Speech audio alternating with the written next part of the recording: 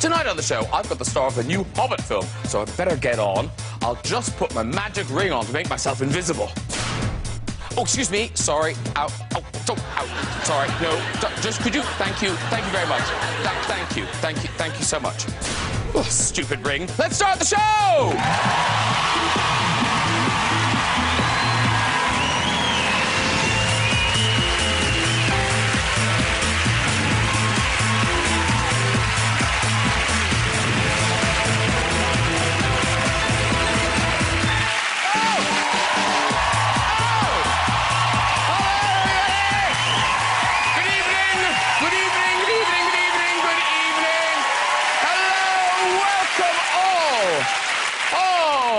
Quel show we've got for you tonight. Bilbo, the Hobbit himself, Martin Freeman is on the show. Yes. My favourite comedian, Dawn French, is on the show. My other favourite comedian, Lee Mack is here. And adding even more glamour than a Hobbit and Lee Mack, we've got music and chat with the fabulous Girls Aloud, everybody.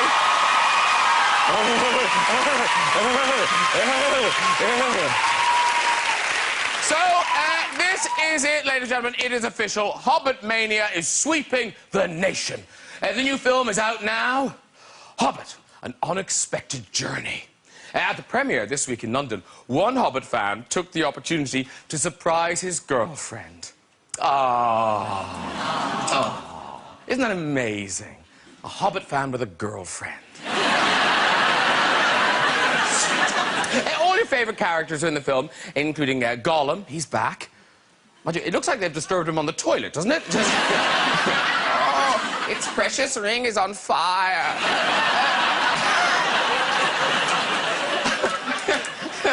I'll leave it a minute. Apparently, Prince Charles is a big fan of Tolkien. Yeah, he even went to visit the set.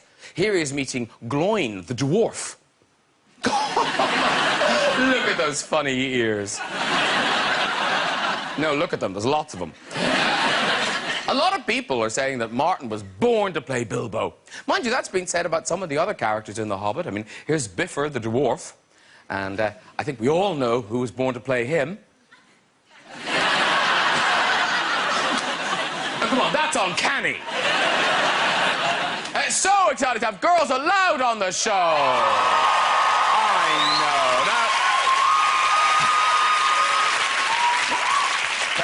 Apparently, I'm not the only one. The band have been celebrating their 10th anniversary. Oh, I know, 10 years. Makes you think, what was I doing 10 years ago? Oh. Happy days. Girls Aloud had a massive party. They even met up again with their old pop stars rivals, One True Voice. Yeah, they did.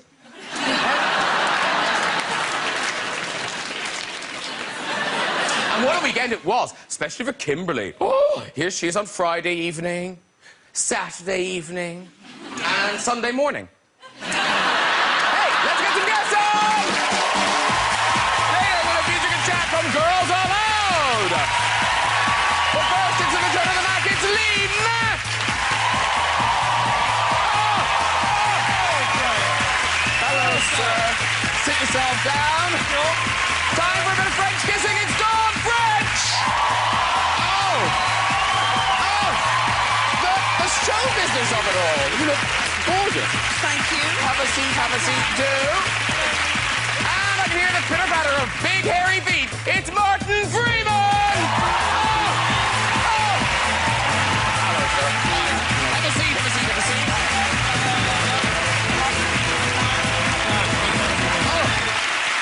Hello, all. Now, listen, if you are Christmas shopping, all your needs on the sofa. We've got the big Christmas movie, The Hobbit. We've got a beautiful novel, haven't we? Yes, we have. Yes. And then if fiction's not your thing, we've got an autobiography down the end. Yes. It's all there. Have you got an autobiography? I have, yeah. Oh, fair play. Yeah, well, I'm here shamelessly plugging it. Yeah. Is it out Have you already? got a film out? Yeah. Tell me about this film. What's Mine's it called? a documentary about Middle-earth. We won't be needing you, Graham. But here he is, you know, The Hobbit, the star of the biggest movie of the year. And yet this is inspiring for what actors watching. You have done panto. Yeah, well, yes, I have. I've done a kind of panto many years ago at the Lyric Hammersmith. What do you mean, a kind of panto? Well, because it was with a company called Improbable Theatre. I mean, it was sort of an unscripted panto. It's based on Angela Carter's Cinderella, and I was Buttons. Okay. Yeah. That sounds awful. It really wasn't. It was really good. Does it sound worthy? Does it sound worthy? Well, no, let's face it, scripted pantos are awful. You did the ITV one, I did the ITV one, so it was only for a one-nighter thing. But I actually fractured my ribs because I played Idle Jack, and I had to fall over in the shop. And there was a big stack of toilet paper in the shop, and the idea was that I fall on it. And like an idiot, I thought, well, if I fall completely flat, that'll cushion the fall, won't it? Toilet paper. Eek. But it was cheap stuff. It wasn't like your thick quilted stuff. It was your home brand stuff. The words "little" gave it away. And the fracture, I went straight down to squash them and fracture the rib. And it's actually shown every year on like ITV2 or something. And you see me getting up, going, oh. I have to try and carry on for the rest of the panto. But there's nothing worse than being in immense pain in front of an audience. no. You should see what I'm going through now. Dawn? Yes. You're a big fan of the panto. Didn't you and Jennifer see... Yes. Was it Croydon you went? Yes, we went to see a friend of ours, Gareth Snook, in a pantomime. I think he was playing Buttons, and we went along to see it, and there was a kind of big moment when Buttons decided to do a joke with the whole of the audience and asked us all to look at our programmes and that there was a lucky number on the back of the programme, and the lucky person who had the number would win a troll. And it was a big, giant troll like that. I've never won anything in my life, and I really, really wanted that troll. Yes, badly. Yes. And we all had to look at the back of our programmes, and he said, and the number is... number 13. I had number 13. I couldn't believe it. So I was up out of my chair, and Jennifer was tugging at me, trying to get me to sit down. Because out of my chair, running down to the front. I knew that troll was going to be mine. Only to discover when I got to the front of the stage, I was trying to grab at the troll, that everybody had number 13. That was, in fact, the joke. But my greed had precluded me from seeing that. Getting to the stage just took about 2 minutes, but getting back to my seat took about 13 years. Shame. Were you the only one who was actually Only one. Oh. Only one. And there were people. There was, you know, a few busloads of people in the front rows who've come from the we don't know how to think very well place, and they got it. I didn't get it. They got it. They all thought, oh, well, yeah everyone's got yeah. that. Yeah. I hear you. Speaking of trolls, nice link. Nice link. Thanks for that. You're getting us right back on track. I thought you were going to say, talking to trolls, we've got a prize tonight if you've got the lucky number. No, Martin Freeman, who knew this day would come? It must be amazing, because you've been filming The Hobbit for so long. Yes. Did you lose sight of the fact that it was ever going to be a film in cinemas? You kind of do in what I think is quite a helpful way, actually, because it decreases the pressure and that kind of expectation. And about once a month, Jimmy Nesbitt would look at me and say, "Martin, you are The Hobbit." To sort of remind me that this was actually going to be a film. Because it would sort of dawn on you sometimes that we were making these three incredibly huge films. When you said, Martin, you are The Hobbit, were you dressed as a giraffe? And he was... Martin, you are The Hobbit. Yeah. Go back and get Go back and get the right bloody costume. I have my buttons. You are The Hobbit. Yeah. And, my God, no one is walking out of this cinema thinking, I wish I had more film for my money. It's epic. It really is epic, and 2 more to come. Yes, yeah, Pete liked an epic film. When you signed on, though, did you sign on for 1 movie or 2 movies? 2. And then at what point did someone say, oh, by the way, we're making another movie? On the day of the wrap party, they told us, yeah. Okay. For those of you who don't know, the wrap party is when you finish principal photography. And so we thought, oh, OK, we're going to be going home, and that's the end. And they said, look, we're going to make 3 films. I mean, we were going to be coming back next year anyway for pickup shots. Yeah. In filming, let's pick... Yeah. You know these people are human beings. They weren't in the front row of her panto. Ray mentioned the cinema earlier. The cinema is like the television, but it's like massive.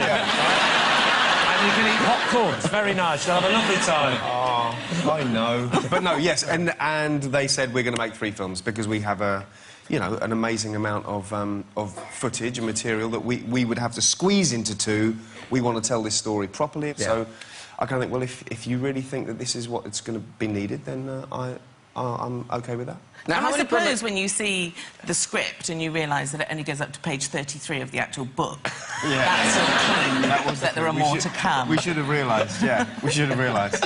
Because I thought, it's weird that it ends just with Bilbo leaving Bag End. And nothing else has happened. I thought Gollum was in it. And how many premieres have you done now? 4. Yeah. 4. And so London For those last of you night... wondering, 4 is just one more than 3.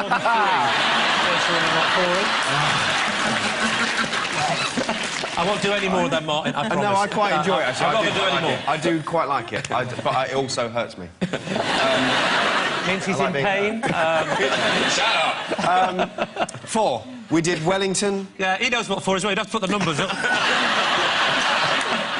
We did Wellington, Tokyo, New York and London. And so now, and today it's open. Well, listen, we've got a clip, and I think this is around your first day of filming. This is you and Gollum. Yeah, well, this is the first thing we shot, yeah. And because you know you're going to be working with this character for so long... Yeah. Like, how do you pitch it, knowing, like, whatever I do today, I'm going to be doing this in 2 years? Well, that's a good question. You are finding your... Well done. Thank you. Only took me 4 years. Don't do a Geordie accent, that's what I'd say. Yes, I did. Yeah, I decided, shall I go with the Senegalese? You know, but, yeah, you kind of find your way. You do, you know, we were shooting this scene for probably about 10 working days, I suppose. And, I mean, it's about a 10-minute scene, and Andy Serkis and I did it over and over again, like in one take. We shot it like a play. We shot it like a theatre piece. And in that time, if you've got Gollum kind of coming at you, then you have to react, and you have to sort of just go with the moment. OK, well, this is Martin Freeman playing Bilbo Baggins, meeting Gollum for the first time.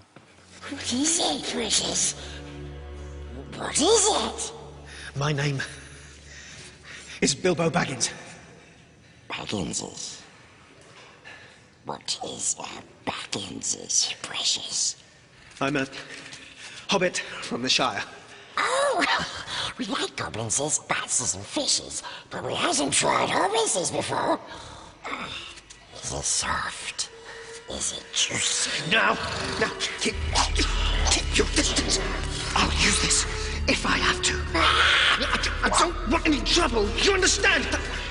Just show me the way to get out of here, and I'll be on my way. Why? Is it lost? Yes, and I want to get unlost as soon as possible. Oh, we knows.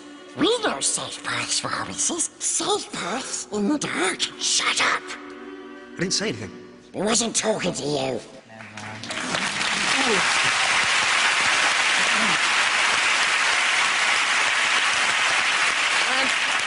I was surprised how long it took you to get ready, because you look like yourself. You know, in a lot of the dwarves... What are you saying? We've had this before. No, a lot of the dwarves, are very... Yeah. But does that takes a long time?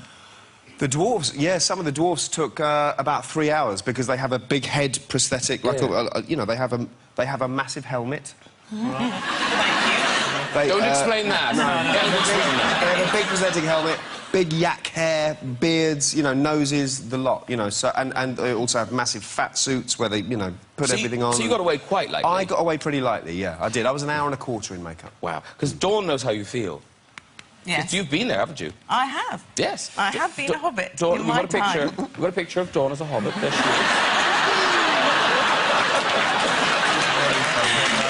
Dear, that's Jennifer. That was very funny. Looking good. Yeah, looking very good. Yeah. Now, in terms of the scale of everything, so are hobbits are a bit bigger than dwarves?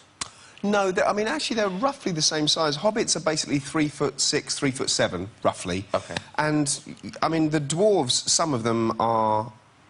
You know, some of them are a fair bit taller than me, some of them are kind of my sort of size. So there's... As two species, they're not really that much different in size. And then is Ian McKellen, is he, like, bigger than a person? He's kind of man-sized. He's about man-sized? Yeah, he's kind of human-sized, yeah. But then elves are taller? Elves are even taller, yeah. And it is seamless when you watch the movie. No, it is. It's very consistent. You really forget that you and the dwarves are all like regular folk. You do.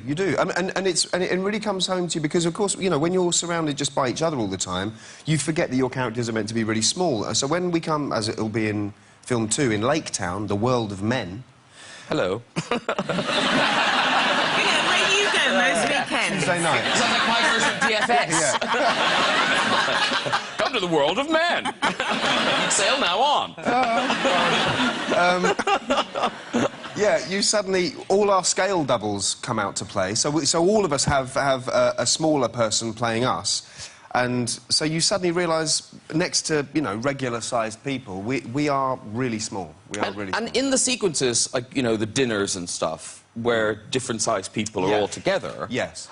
They were filmed at the same time? But in different sets, yeah, so exactly the same time. So we would be in this set, so we'd be in normal Bag End set. You know, my house is called Bag End, we'd be in that set. Your house is so nice. It's beautiful. You could live in that house, couldn't you? Peter Jackson has it in his holiday home and uses it, I kid you not. He has the original one from Lord of the Rings, taken down, rebuilt to the last detail in his holiday home. So guests stay in Bag End, I kid you not, yeah. It looks lovely. Did you ever find a Teletubby in the back corner of your living room? No. Because they live in similar little hillocks. They do, actually, that's true. Smoking a cigarette out the back. That's true. Really pissed off. Yeah. So we're there, and then McKellen is over there in a smaller green screen studio, and he's got kind of, you know, rows and rows of lighting up tennis balls with our character faces on them. We've all got earpieces in. So we're speaking, we're imagining looking at McKellen like that. He's imagining looking at us down there. And we can only hear all this stuff via an earpiece, and they're filmed... It's called slave motion cameras, so there's 2 cameras doing exactly the same moves all the way through. You're able to then render it immediately so that you cross them over, and even before you've buggered about with, they look... It looks like he's in the room with us, and he's, you know, 3 feet taller. It's incredible. It sounds very complicated, but actually we have some of the technology to demonstrate it. So, Dawn, if I give you your book... Oh, yes. Yes. You could use this as a promotional opportunity. Oh, yes. You go around the back. We've got a blue screen bit round the back. Yes. OK, so you take this... this... Do I go that way? Take this. Go this way. Follow Nick there. OK. Now, you need to move down a bit. Down a bit. Do we move down? Yeah. Do I No, you stay there. You stay there. This will take your breath away, ladies and gentlemen. You'll remember where you were when. All right. Oh, a bit further down, Lee. Further this way? Yeah. Are you worried that I'm going to get off with a hologram of Dawn? Yes. So we can see Dawn in her blue screen bit. There's Dawn on her blue screen with her book. Lovely. Looking nice. And now we put Dawn onto the sofa. Wow. You Dawn. Good, isn't it? That's Incredible. Now, I'm taller than somebody for a change. I've never been tall in my life. wow. What's happened to Dawn? I said don't have the pasties. Oh, Martin. Dawn, Yes, what are you holding there? I'm holding my book. This is the book which I wrote, yes. Gosh, Martin, would you like to... Would you like a copy, Martin? I'd love a copy, yeah, why please. don't you reach for it, Martin? Reach up for the book. Reach up for the... There we go. Oh, yeah. Yeah. Oh, beautiful. There. Thanks, Dawn. You're welcome. You're so welcome. That's incredible. It is good. Oh. There we go, we'll get Dawn back and I'll put that down for undue prominence. How funny would it be if she came back and she was still that big? It's some freak television accident. Oh, here she comes, the clever, beautiful Dawn! Beautiful Dawn! Beautiful. I'm going to hold this. You are. Yeah. Lovely. Can I get closer to Dawn? Yes, you can. Hello. Hello. You've basically recreated what it took us years and millions of pounds to do. Thanks. Yeah, it looks better in the film, but that did look quite good. It did. Now, beautifully done, Dawn. Nicely acted. Well acted. Thank you so much. Acting be gone, Dawn has caught the writing. You really have caught the writing bug, haven't you? Yeah, seriously. This is your second novel. It is, yeah. And was this easier? Did you kind of think No, than the first? harder, I think, harder. Because I didn't know really what was required of me in the first novel. You know, I'm a baby writer. I don't really know how to do this. I just knew that I wanted to tell a story. in the first one. I knew the kind of story I wanted to tell. But this one has got to be better than that one. But the first one went incredibly well and sold like hotcakes. This, Oh Dear Sylvia. Yeah. Now, I don't want to sound... It sounds like I'm describing every Harry Potter film. Yes. People were going, oh, it's darker than the last film. Yes. But this is darker than the last film. Yes, it is. Well, it's not entirely dark. No, there no, are comedy characters in it. Yes. But the premise is quite dark, in as much as the person at the centre of the book is in a coma. There's a kind of mystery at the centre of it, a secret, a very big secret. And so I've decided that all the characters would come into the room and they would tell their stories to her. So we find out all about who she is via all the different people in her family and her friends that come in. So you kind of fill it in a bit like a jigsaw puzzle and find out. And hopefully, if I've done it right, you're thinking, oh, if only the daughter knew that, and oh no, she shouldn't have done that if she knew that. And everything is revealed as it kind of goes on. But some of the, you say, there are funny bits, like the sister's funny. Yeah, yeah. She's got a crazy sister who's kind of into alternative medicines and any kind of therapies to wake her up. She feels like it's a duty to wake her up, so she brings in animals and does an animal therapy session in there with a chihuahua and a stick insect. And she, she brings in a stripper. And she thinks that surely that would wake her up at the pertinent moment. And so inside a coma suite in a hospital, there is a stripper. Now, I shouldn't have told you that, actually, because you only find that out in the book. But anyway, I can't help it, you're all my best friends. And when it comes... Because I imagined you down in Cornwall, yeah, sort of lady novelist, yeah, maybe some friends over for lunch, a cream tea, and then half an hour of writing, before bed. But no, it's it's... Yeah.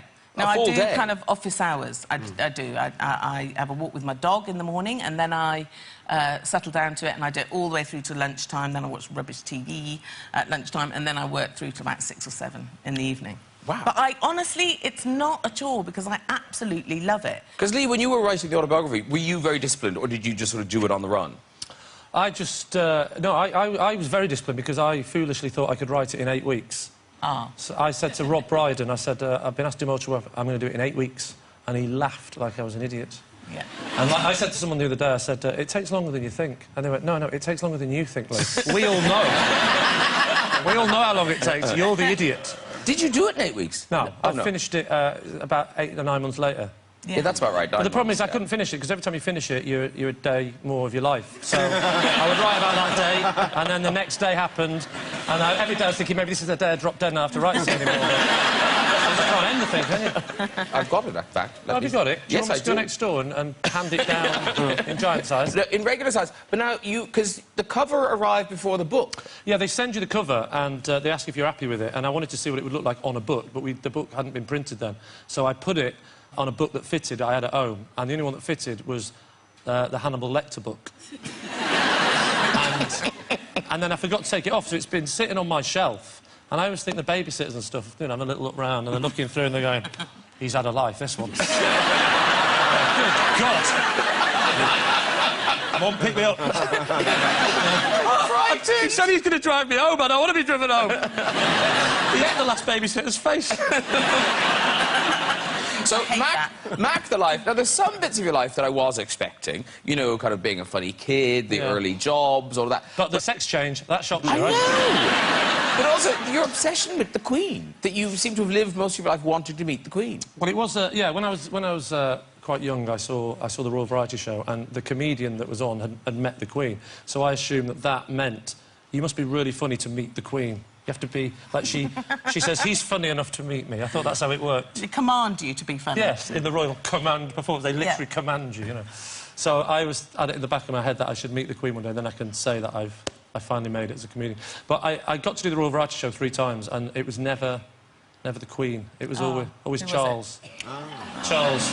I like Charles. Yeah. But, on the 3rd visit, it didn't help, though, because I was very drunk on one of them, and if you go on near the beginning, you've got like 3 hours before the lineup. So I got really drunk, and Camilla came up and said, how come you gentlemen are so funny? And because I was drunk, I went, we're on drugs!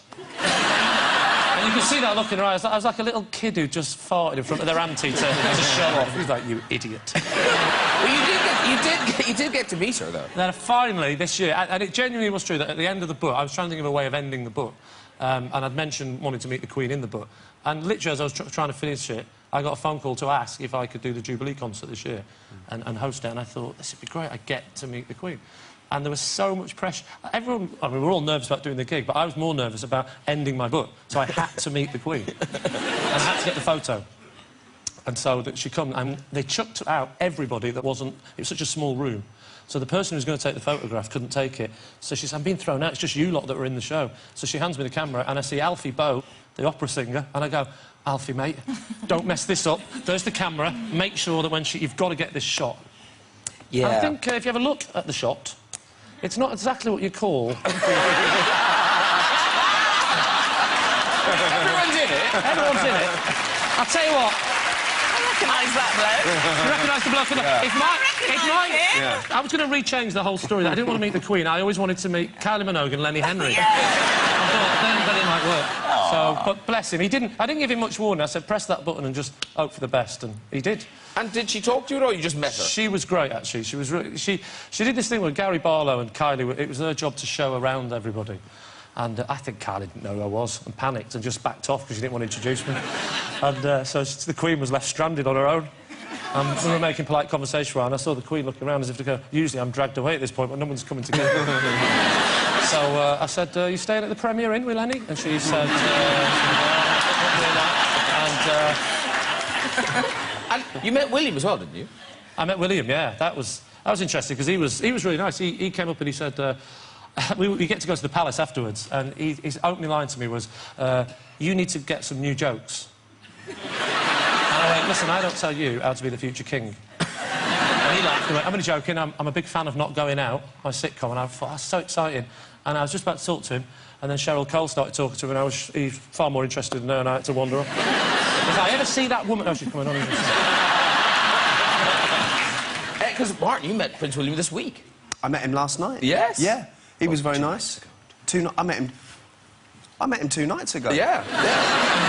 Look at you, you've got brown cream in your hair or something. It looks like you've done that thing again you did with Dawn. That's incredible. And that's my Amanda behind me. Look, that's Amanda. Was that pre or post? That was pre. Oh, OK. That was, what, pre-op? Pre what? Pre-seeing the film, so you couldn't talk about the film? No, that was pre. Oh, OK. It was cool, it was good. I realised that, because I think a lot of people, myself included, have that thing of, you know, are you going to bow? Are you going to do that thing? Do you know what I mean? No, he didn't. He kind of raised himself up. Not in a sexual way. But no, and so you have that slight thing of thinking, well, I'm not strictly a monarchist, you know, but I wouldn't hurt anyone, but I kind of... you kind of want... Was this your opening line to him? I wouldn't hurt you. I'm a bit annoyed about what you do and what your ancestors have done, but I won't hurt you tonight. I'm just not sure that we should be paying for you, but he's a nice, you know, he's a nice guy. And you wouldn't be rude, you're well brought up. Did you bow in the end? I curtsied. I've met a monarch. I've met one. Have you? Yeah, I met the Queen Mother when I was 4. Oh! Yeah, oh God, yeah. Oh, yeah? She, came to our house for tea. No, she didn't. I saw that. She, so did. That was your little cracker. Wait. Yeah. Why did she come to your house? Well, I think it was that she was visiting the RAF station where we were. My dad was in the RAF. And she'd been to the posh end, to the officers' end, and I think we were judged to be a safe sort of oiky family that she could come and see. But my mum got new teacups, everything. I got new shoes. I had to do curtsying for weeks. Wow. Weeks. Was it very But it was the Queen Mother, obviously. Yeah. I was a bit upset that she didn't have a crown. No unicorns. And also, I don't know what was going on at that time, but she came up the path and she smiled and she had brown teeth. Yeah. So I thought she was a witch. And I didn't want her in my house at all. And I just hid onto my dad's leg.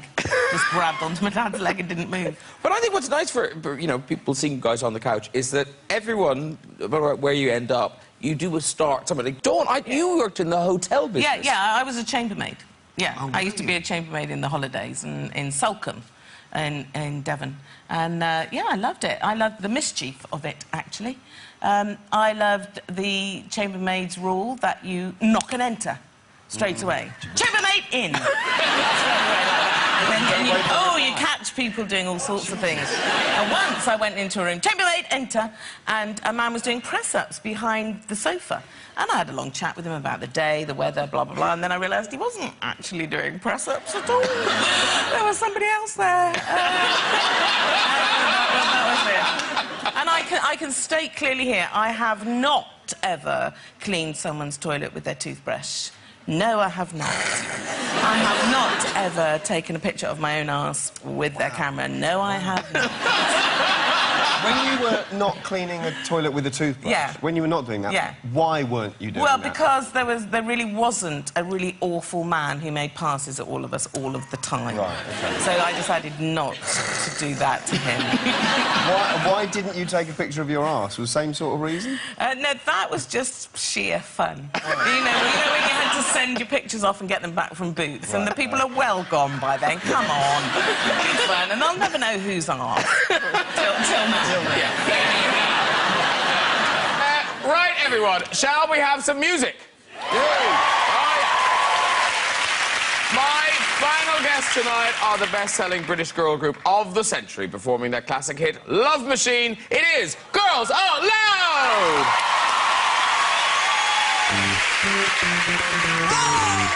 Let's go!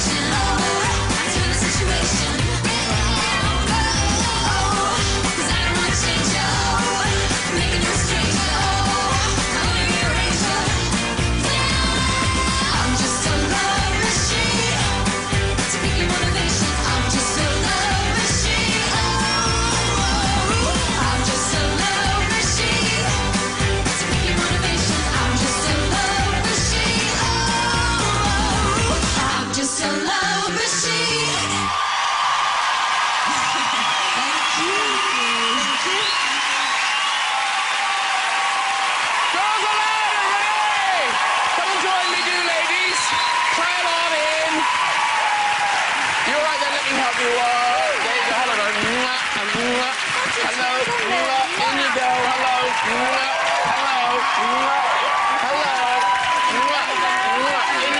you go. All right. So now you pile down. You're in here. You're in here. Are you all right? Okay, so so you come down here. Yeah.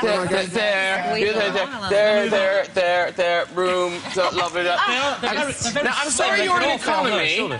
Sorry about that. The flying steerage. I love that song and I love that performance. No, it was full on. It was great. And that, of course, is on the album Girls Aloud 10, Greatest Hits plus 4 new tracks in shops now. Yeah. Yes, it is. It is unbelievable. 10 years have passed since we first saw you. The 10 years gone, seriously? And it's 3 years since you kind of did anything together. Yeah. So who made this happen? Who picked up the phone? Who spoke first? To be honest, we always knew. I mean, it's 10 years. We started 10 years I always ago. forget what you sound like, Nadine. It's fabulous. Just remind yourself, just think your mind. It's a Derry accent you're looking for. I know. No, I was watching America's Next Top Model and you were in it. Subtitles throughout. Could you believe it? I've never read anything else. Anyway, so... Back to the 10 years, So Graham. tell you, 3 years away, somebody must have said something to somebody. No, it was a natural thing because 10 years, I mean, 3 years was too long to take off, to Can we be have subtitles honest. again? Absolutely. Well, I needed subtitles for the pair of them when we first started. Seriously, you're going to say that for years. But so it was always going to happen for Yeah, 10 we years. always knew we were going to get back together. Yeah, we always knew we were taking a break. It just went on a little bit longer than we thought. And then it was 10 years. It feels like a natural, like a celebratory time, you know, decade in music. So it just feels like a natural time. And I suppose, are you the only one who's written a book, Cheryl?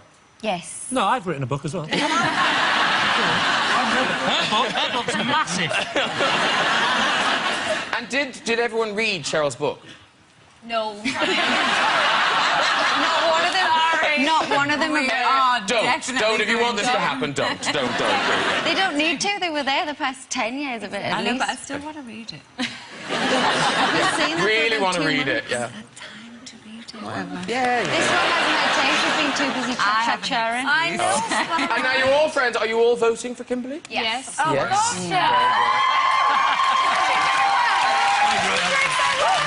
Perfection. Honestly, they've been so amazing. They've been so encouraging. When I'm getting tired, they're like, get back to the studio and get cha-cha-cha. Oh, let's have a look at you in action. I mean, that's your that was your 40, wasn't it? Yeah. The 410s. I know, that was amazing. That is amazing. And it seems crazy that you're promoting this album, you do it, and that... Did you book this in first? It has turned into a bit of a crazy time, but everything that I'm doing is so amazing that it kind of just keeps me going. We literally, last week, were rehearsing for a gig we did at the weekend. We haven't done anything, like 5 songs in a row for 3 years. She was taking 10 minutes and going and dancing with Pasha in a different studio. Wow. It's crazy. And she's doing her own record. Yeah. So this one's on it at the moment. But let's talk about next year. So there's a tour that rather handily for you starts in Newcastle in February. Oh, we love being in Newcastle. And then it finishes in Liverpool. Handy for you, Nicola. That's great. It's going to be a full-on party from start to end. Cheap cab home. Yes. Be nice. Lovely.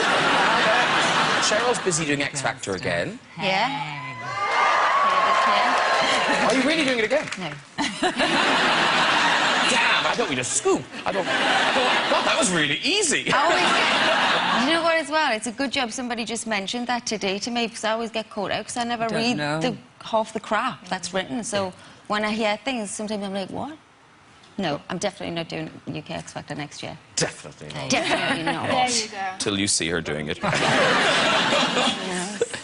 Now, we're very excited you're back, and of course all your fans are very excited. Actually, I wonder if the girl in these pictures, I love these pictures in the paper during the week, I wonder if she's here. This girl... Like, Oh, no. do you know her? She looks like Cherie Blair. So there she is. Now, you think she's excited there. Wait till you see her in the next one.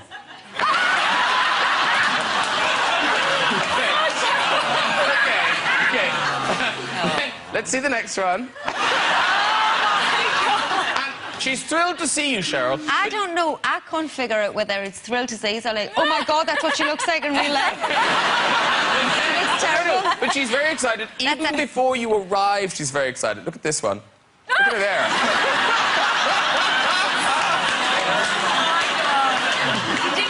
They're doing that Not in front at of you. all. She Looks like she wants to eat Is somebody. she here? Is she here? It'd be great if she was in, you cut to her and she was just like... I like this all Italian, it. It's my natural expression. Well, listen, good luck with the album, good luck with the you. tour, and thank you so much for that performance. Thank you We very loved it. Right.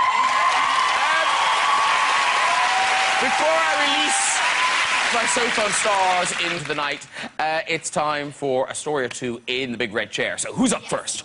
Oh, look at them there. Yes. Sorry, I was Yes. Hello. Hello. Wow. It's like Dress Up Friday.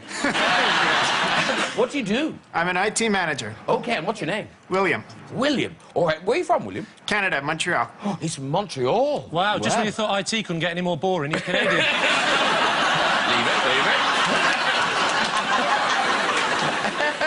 And do you live here now? Yes, I do. I live in Watford. Oh, Oh, hang excellent. on, it can get more boring. What a lovely location you've chosen. All right, off you go with your story. Okay, I traveled across the country for work, and I ended up starting to date the lady that lived below me in the flat. And she asked if I could spend Christmas dinner to meet her parents. So I sat down, and there was like 4 generations around this picnic table.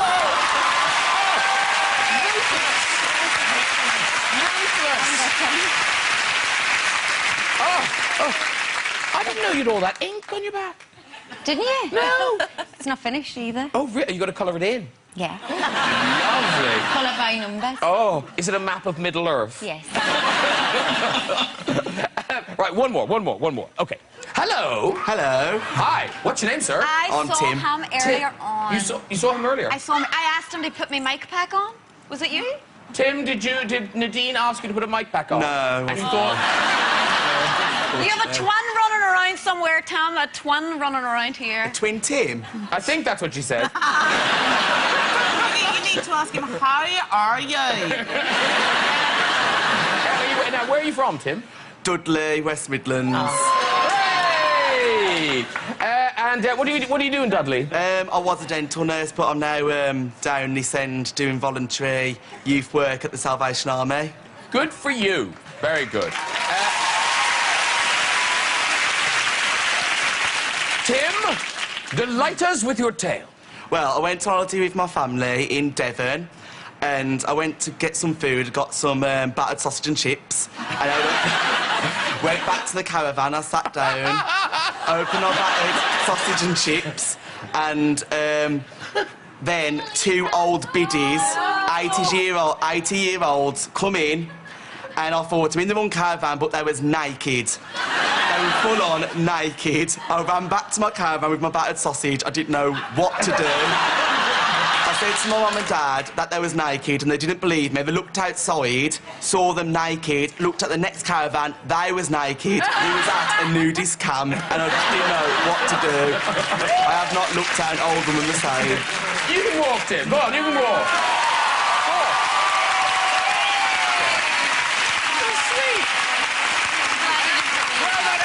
Join us on the show and have a go in that red chair. You can just contact us via our website at this very address. Ladies and gentlemen, would you please thank my guest tonight, Girls Aloud!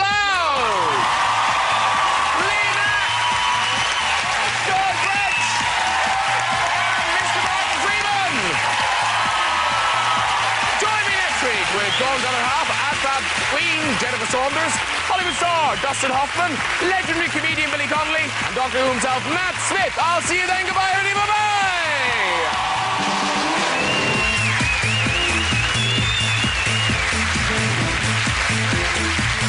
Well, the celeb count continues with far too many names to mention on the best of Would I Lie to You. That's right after Ronan Keating.